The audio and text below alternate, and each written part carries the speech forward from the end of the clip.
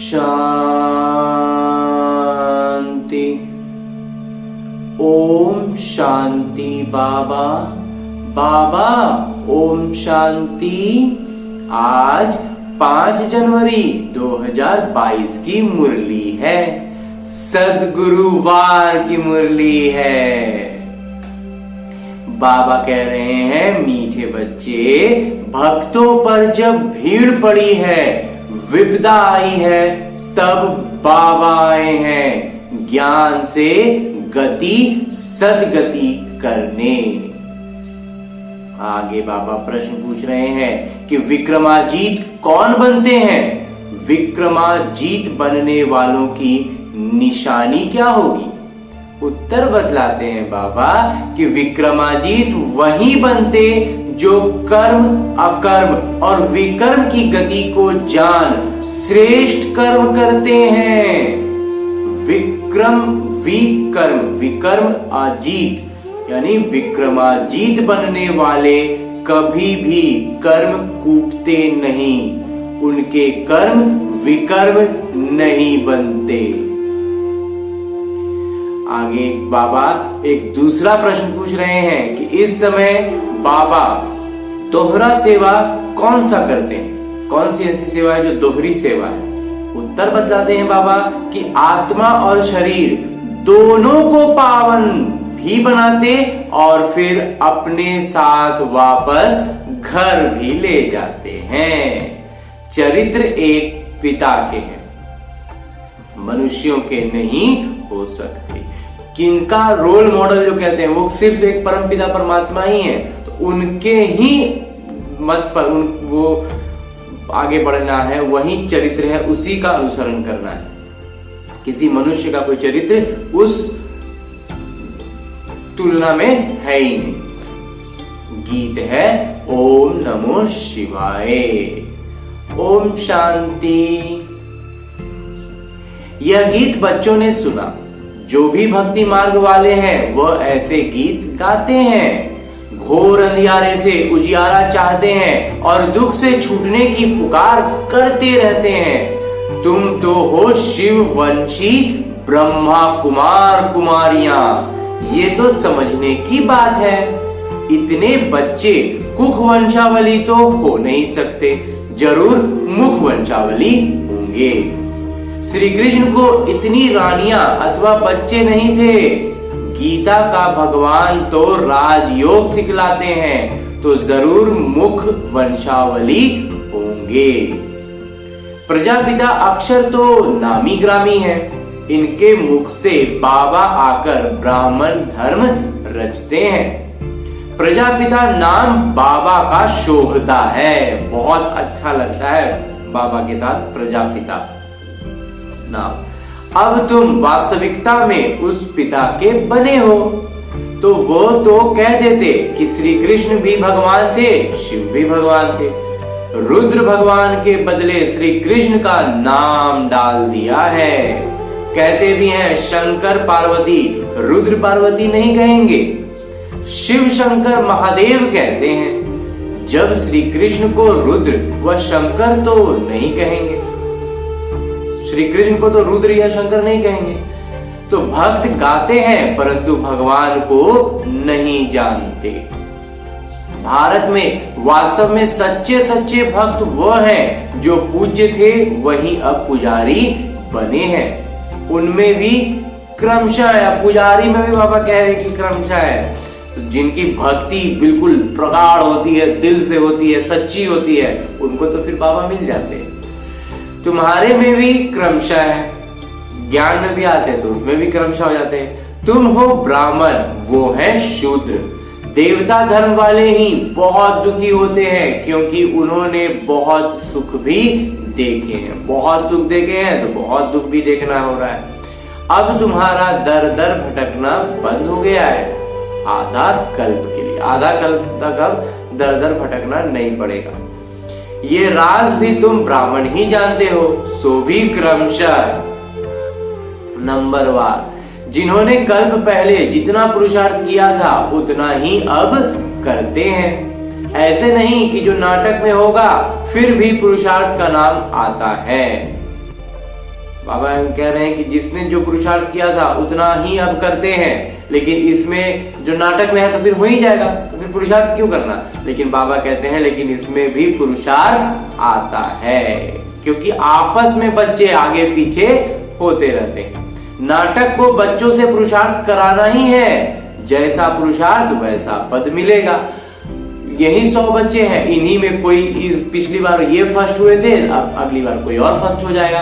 ये थर्ड हुए थे, अगली बार कोई और थर्ड हो जाएगा। जो उस बार फर्स्ट हुए थे अभी वो 69 पोजीशन पर चलेगा। ये भी होता है और यही होता है। इसीलिए बाबा कहते हैं इसमें तो आ गए, ज्ञान में तो आ गए, ब्राह्मण बच्चे बन गए, लेकिन पुरुषार्थ नहीं करेंगे तो फिर नीचे फिसल जाएंगे। तो नाटक को बच्चों से पुरुषार्थ कराना ही है, जैसा पुरुषार्थ वैसा पद मिलेगा। हम चाहे वो नाटक में है कि आप पुरुषार्थ करेंगे तो पुरुषार्थ इसलिए होगा भी, लेकिन नाटक के भरोसे बैठे रहेंगे कि जितना होगा तो होना ही होगा, तो वो फिर आपको बिल्कुल पीछे छोड़ देगा। पीछे छोड़ देगा मतलब क्रम में बिल्कुल नीचे आ जाएंगे। पुरुषार्थ करेंगे तो क्रम में ऊपर रहेंगे।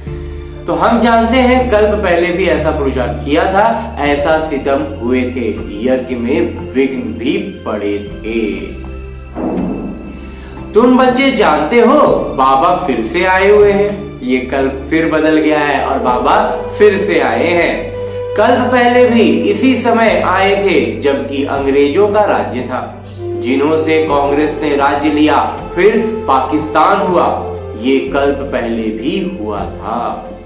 गीता में ये बातें नहीं है, आखिरीन समझ जाएंगे कि बरोबर अब वही समय है। कोई समझते हैं कि ईश्वर आ गए हैं। जब महाभारी लड़ाई लगी थी तो भगवान आए थे। कहते ठीक है, सिर्फ नाम बदल दिया है। बातें लगभग ठीक कहते हैं, लेकिन नाम बदल दिए हैं। रुद्र नाम लेवे तो भी समझें कि ठीक है, कम से कम रुद्र नाम लेवे तो भी ठीक चलेगा। लेकिन रुद्र ने ज्ञान यज्ञ रचा था, जिससे दुनिया की विपदा टली थी। ये भी धीरे धीरे तुम्हारे द्वारा पता लग जाएगा। ये रुद्र जो ने ज्ञान यज्ञ रचा, जिससे दुनिया की विपदा टली, ये बात हम बच्चों से धीरे धीरे सब पूरी सारी आत्माओं को पता लग जाएगा। इसमें भी अभी समय पड़ा है, नहीं तो यहाँ ऐसी भीड़ मच जाए जो तुम पढ़ भी ना सको। अगर पहले ही सब एक ही बार में सब जान जाए तो फिर इतनी भीड़ बढ़ जाएगी कि हम पढ़ भी नहीं पाएंगे, हम खुद को ऊपर उठा भी नहीं पाएंगे। स्व उन्नति के लिए भी पुरुषार्थ लगता है। यहाँ भीड़ का कायदा नहीं है। बाबा कहते हैं यहाँ भीड़ नहीं लगाना है, गुप्त वेश में काम चलता रहेगा। अब कोई बड़ा आदमी यहाँ आए तो कहेंगे इनका माथा खराब है। ये तो बाबा तुम बच्चों को पढ़ा रहे हैं, देवता धर्म तो भगवान आकर रचेंगे ना। अब वह आए हैं नई दुनिया रचने, भक्तों की भीड़ विपदा हटाने। विनाश के बाद तो कोई दुख होगा ही नहीं, तो वहां सतयुग में भक्त होते नहीं। जब दुख नहीं होगा तो भक्त भी नहीं होंगे, न कोई ऐसे कर्म करेंगे जो दुखी हो। ऐसा कर्म भी कोई नहीं करेंगे जो दुखी होना पड़े। आगे है कि बंबई से रमेश भाई का फोन आया। बाबा चले आते हैं तो बच्चे उदास होते हैं। जैसे स्त्री का पति विलायत में जाता है तो याद में रो पड़ती हैं। वो है जिस्मानी संबंध, यहाँ बाबा के साथ रूहानी संबंध है। बाबा से बिछुड़ते हैं तो प्रेम के आंसू आ जाते हैं। जो सेवा योग्य बच्चे हैं बाबा को उनकी कद्र है। सपूत बच्चों को फिर बाबा की कद्र रहती है। जो सपूत बच्चे होंगे उनको बाबा की कद्र होगी, और जो बाबा हैं उनको सपूत बच्चों की बहुत कद्र होती है। शिव बाबा का तो बहुत ऊंचे से ऊंचा संबंध है, उनसे ऊंच संबंध तो कोई होता नहीं। शिव बाबा तो बच्चों को अपने से भी ऊंचा बनाते हैं। पावन तो तुम बनते हो, परंतु बाबा समान एवर पावन सर्वदा पावन नहीं हो सकते। बाबा के प्रेम में आते हैं तो पावन बनते हैं, लेकिन बाबा समान नहीं हो सकते। हाँ, पावन देवता बनते हो। बाबा तो ज्ञान के सागर हैं। हम कितना भी सुने तो भी ज्ञान सागर नहीं बन सकते। वह ज्ञान के सागर, आनंद के सागर बच्चों को आनंदमय बनाते हैं। हम तो उस सागर में गोता लगाने वाले हैं और तो सिर्फ नाम रखवाते हैं। इस समय दुनिया में भक्त माला बड़ी लंबी चौड़ी है। तुम्हारा है 16,108 की माला बस। भक्त तो करोड़ों हैं। यहां भक्ति की बात नहीं है। ज्ञान से ही सद्गति होती है। अब तुमको भक्ति की जंजीरों से छुड़ाया जाता है। बाबा कहते हैं सब भक्तों पर जब ईड़ होती है तब मुझे आना पड़ता है, सभी की गति सद्गति करने। स्वर्ग के देवताओं ने जरूर ऐसे कर्म किए हैं तब इतना ऊंच पद पाया है। कर्म तो मनुष्यों के चले जाते हैं, चले आते हैं, परंतु वहां कर्म कूटते नहीं। यहाँ कर्म विकर्म बनते हैं क्योंकि माया है। कर्मों के साथ माया लग जाती है तो वो विकर्म बन जाते हैं, और वहां पर जब कर्म होता है तो बिना माया के होता है तो वो अकर्म हो जाता है। तो वहां माया होती नहीं। तुम विकर्म अजीत विक्रमाजीत बनते हो। जिन बच्चों को अभी कर्म अकर्म और विकर्म की गति समझाता हूं वही विक्रमाजीत बनेंगे। कल्प पहले भी तुम बच्चों को राजयोग सिखाया था, वही अब सिखला रहा हूं। कांग्रेसियों ने फिरंगियों अंग्रेजों को निकाल राजाओं से राजाई छीन ली और राजा नाम ही गुम कर दिया। 5000 वर्ष पहले भारत राजस्थान था, लक्ष्मी नारायण का राज्य था। राजस्थान था, लक्ष्मी नारायण का राज्य था। देवताओं का राज्य था तो परिस्तान था। जरूर उन्हों को भगवान ने राजयोग सिखाया होगा, तब उन्हों का नाम भगवती भगवान पड़ा है। परंतु अभी अपने में ज्ञान है तो हम भगवती भगवान नहीं कह सकते। नहीं तो यथा राजा रानी तथा प्रजा भी भगवती भगवान होने चाहिए, परंतु ऐसा नहीं हो सकता। लक्ष्मी नारायण का नाम भी प्रजा में कोई अपने ऊपर रख न सके, ऐसा कायदा ही नहीं है। उस समय जब लक्ष्मी नारायण राजा रानी रहेंगे तो उसमें प्रजा में कोई लक्ष्मी नारायण नाम नहीं रखेगा। अभी नाम तो बहुत लोग रख लेते हैं, लेकिन आत्मिक रूप से वो नहीं। तो विलायत में भी राजा का नाम कोई अपने ऊपर नहीं रखेंगे, उनकी बहुत इज्जत करते हैं। तो बच्चे समझते हैं 5000 वर्ष पहले बाबा आए थे, अब भी बाबा आए हैं दैवी राज स्थापन करने। शिव बाबा का आना भी अब हुआ है। वह है पांडवों के पति, न कि श्री कृष्ण। अब पंडा बनकर आए हैं वापस ले जाने के लिए और नई सतयुगी दुनिया रचने के लिए। तो जरूर ब्रह्मा द्वारा ही ब्राह्मण रचेंगे ना। तो मुख्य गीता को ही खंडन कर दिया है। अब बाबा समझाते हैं कि मैं श्री कृष्ण नहीं हूं, मुझे रुद्र व सोमनाथ कह सकते। तुमको ज्ञान सोमरस पिला रहा हूं, बाकी लड़ाई आदि की कोई बात नहीं है। तुमको योग बल से राजाई का माखन मिल जाता है। राजयोग करेंगे, योग बल बढ़ेगा तो माखन मिलता रहेगा, मंथन चलता रहेगा, माखन मिलता रहेगा। श्री कृष्ण को माखन जरूर मिलता है। ये है श्री कृष्ण के अंतिम जन्म की आत्मा। इनको ब्रह्मा सरस्वती को भी बाबा ऐसे कर्म सिखला रहे हैं जो भविष्य में लक्ष्मी नारायण बन जाते हैं। उनको ऐसा कर्म बाबा सिखलाते हैं, वो ऐसा पुरुषार्थ करते हैं और ज्ञान में इतना समर्पित होते हैं कि वो लक्ष्मी नारायण बन जाते हैं। ये लक्ष्मी नारायण ही छोटेपन में राधे कृष्ण हैं, इसलिए लक्ष्मी नारायण के साथ राधे कृष्ण का भी चित्र दिया है। बाकी इनकी कोई बड़ाई नहीं है। जब वो बन गए तब बड़ाई नहीं है, जब बन रहे हैं, जब पुरुषार्थ कर रहे हैं, उस समय उनकी तारीफ काबिले तारीफ है। चरित्र है एक गीता के भगवान का। वह शिव बाबा बच्चों को भिन्न भिन्न साक्षात्कार कराते हैं। बाकी मनुष्य के कोई चरित्र नहीं है।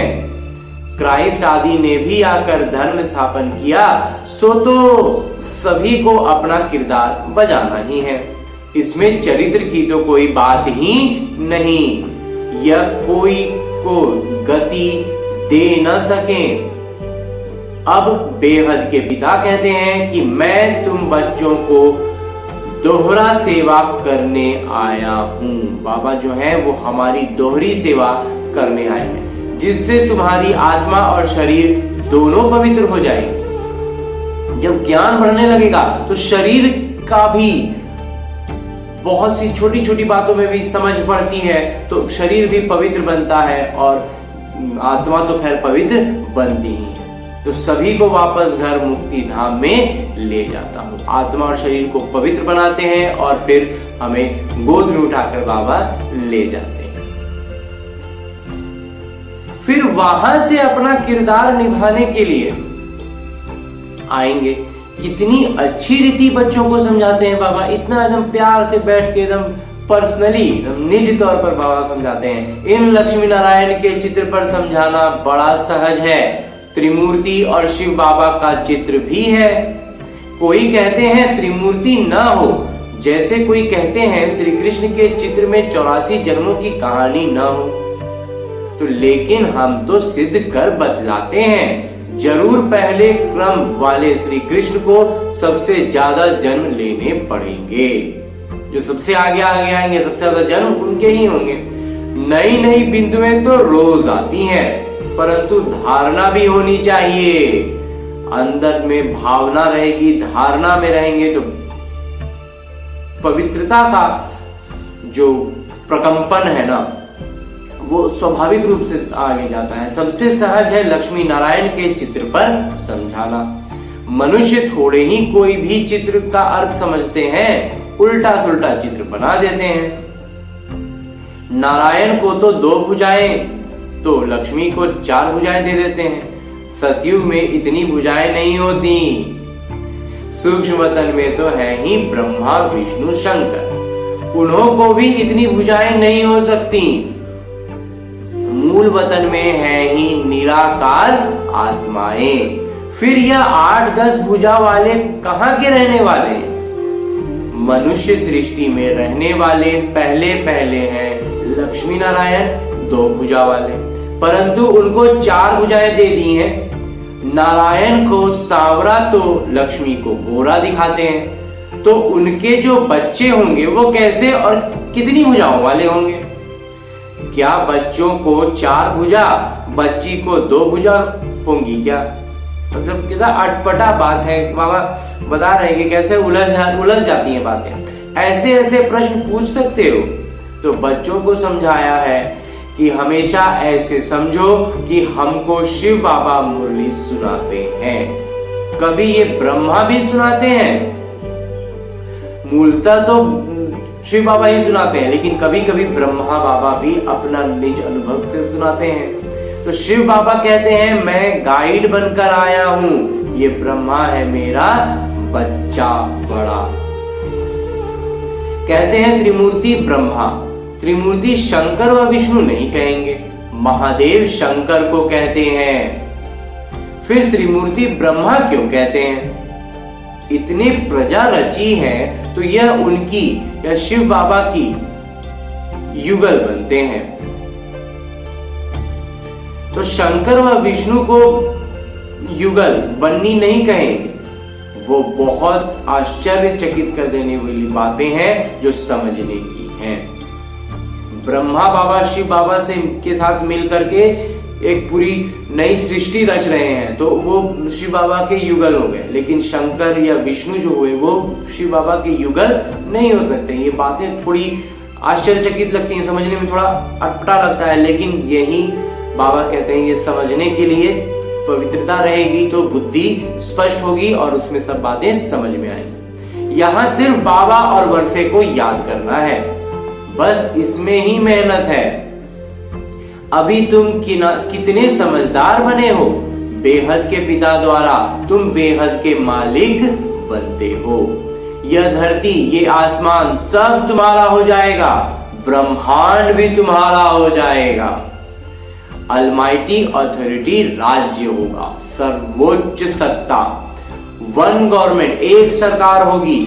जब सूर्यवंशी सरकार थी तो चंद्रवंशी नहीं थे, फिर चंद्रवंशी होते हैं तो सूर्यवंशी तक आगे हो चुके थे, पास्ट हो जाते हैं, वह पास्ट हो गया, बीती बात हो जाती है, नाटक पलट गया। ये बड़ी आश्चर्यचकित करने वाली बातें हैं। बच्चों को कितनी खुशी का पारा चढ़ना चाहिए। बेहद के पिता से हम बेहद का वर्षा जरूर लेंगे। उस पति को कितना याद करते हैं, वो बेहद की बादशाही देने वाले हैं। ऐसे पतियों के पति को कितना याद करना पड़े। जो लौकिक में पति होते हैं, अगर वो उनसे दूर हो तो उनको कितना याद करते हैं। और अगर ये जो परमपिता परमात्मा है, ये पतियों के पति हैं, तो उनको कितना याद करना चाहिए। कितनी भारी प्राप्ति होती है। वहां तुम कोई से कभी भीख नहीं मांगते हो, वहां गरीब होते ही नहीं।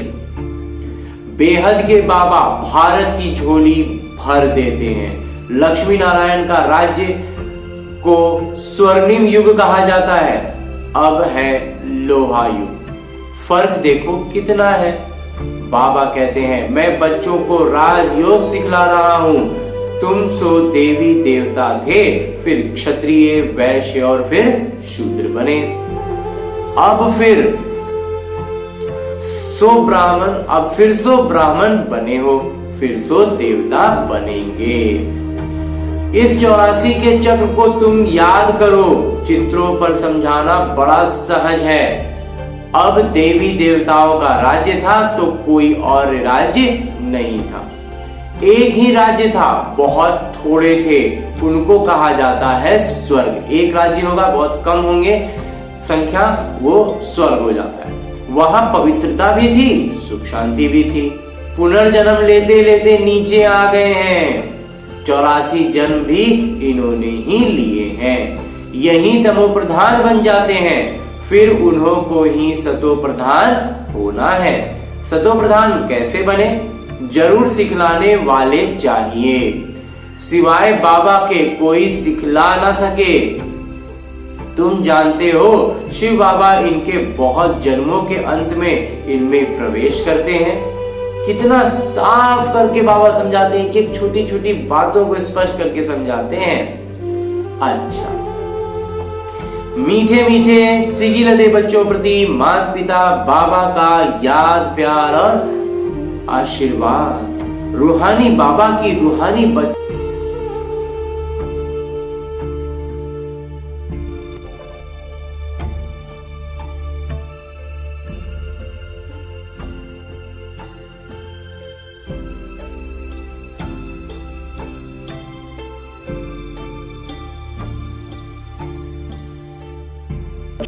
धारणा है कि एक बाबा से ही सर्व रूहानी संबंध रखने हैं। सेवा योग्य बच्चों की कदर रखनी है। जो बच्चे सेवा योग्य हैं, जो सेवा में आगे हैं, उनकी कदर रखनी है। आप समान बनाने की सेवा करनी है। और बेहद के पिता द्वारा हमें बेहद विश्व का राज्य भाग्य मिल रहा है। धरती आसमान सब पर हमारा अधिकार होगा। इस नशे और खुशी में रहना है। बाबा और वर्षे को याद करना है। और आगे बाबा वरदान दे रहे हैं। वरदान देते हुए बाबा कहते हैं कि बालक और मालिकपन के संतुलन से पुरुषार्थ और सेवा में सदा सफलता मूर्त भव। कब बालक बन जाना है, कब मालिक बन जाना है, इसका संतुलन बनाते रहेंगे, बना के रखेंगे तो पुरुषार्थ और सेवा में सदा सफल बनेंगे।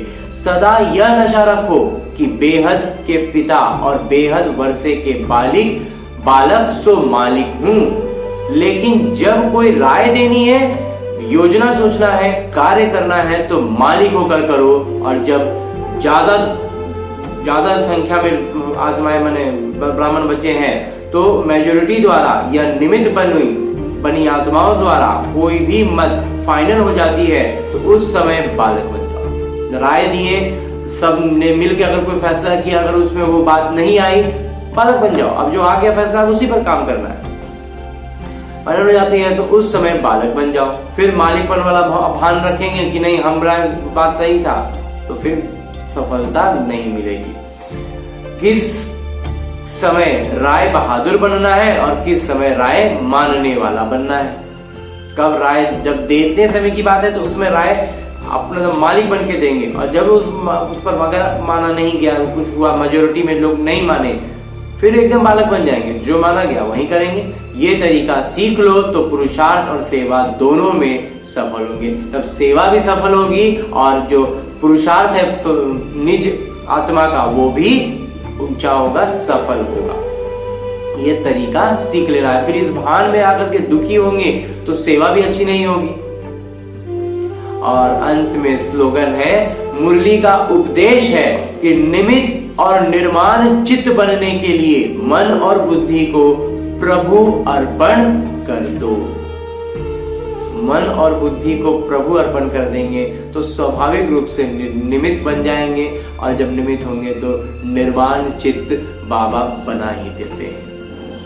अच्छा, ओम शांति बाबा। बाबा